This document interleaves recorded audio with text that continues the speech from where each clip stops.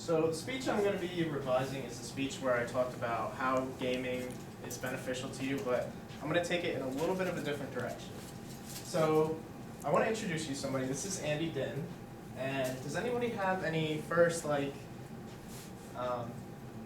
impressions of Andy? He's pretty young. Oh, it's like he's silly.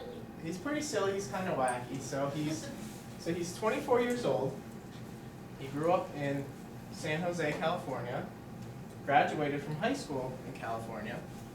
But he went on to college and he dropped out.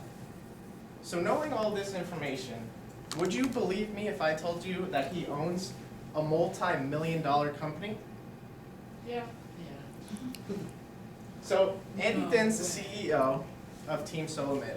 And Team Solomid is a competitive League of Legends team, which is an online computer game. If you don't know what it is, I'm going to show you a little clip of what it's like to play the game.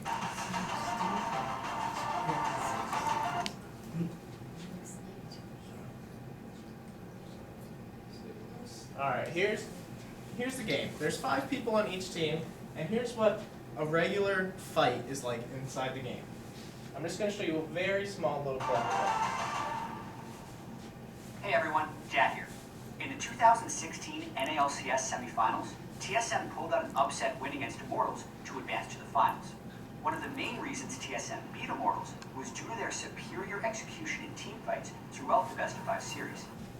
So each player is on a different character, as you can see, and there's a blue and red side, and they fight against each other to destroy a structure in the other's base. And that's basically all the background information you really need to know about the game. So the game came out in about 2009, so it's like 7 years ago, and that's when Andy started this Team Solomid. He started off actually as a player on the team. He was an owner/player, and now that the game is developed, it's grown, a lot of people are starting to watch the game on the internet, and it's starting to become franchising. And what franchising is, it's kind of like your favorite football team. There's an owner that'll come in and buy it, so they are the part of the NFL. So each team is a franchise in the NFL. So each team is a franchise in League of Legends. And now with franchising, brings in a lot of money. And with money comes that. So if he could want to sell this team, say in a few years, he could sell it for a potential value of $10 million. Now that's a college dropout who owns something that's worth almost $10 million. So it's not just people in the game who have come to invest in esports.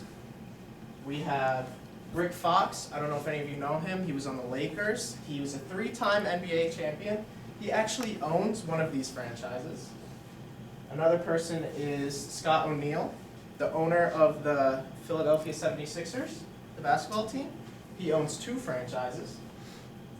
And I talked a little bit about the owners, but now I'm going to talk about the players. The players are kind of all like you and me. Not Mr. Anthony, I'm sorry. Young kids who just graduated. I'm sorry, I didn't.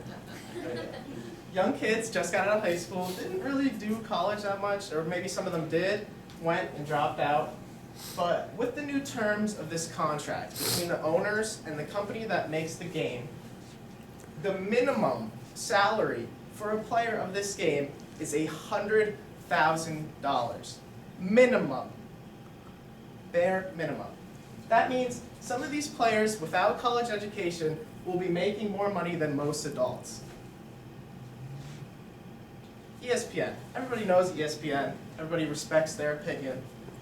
But if you go to ESPN and we do a little investigating, wait for it to load a little bit here.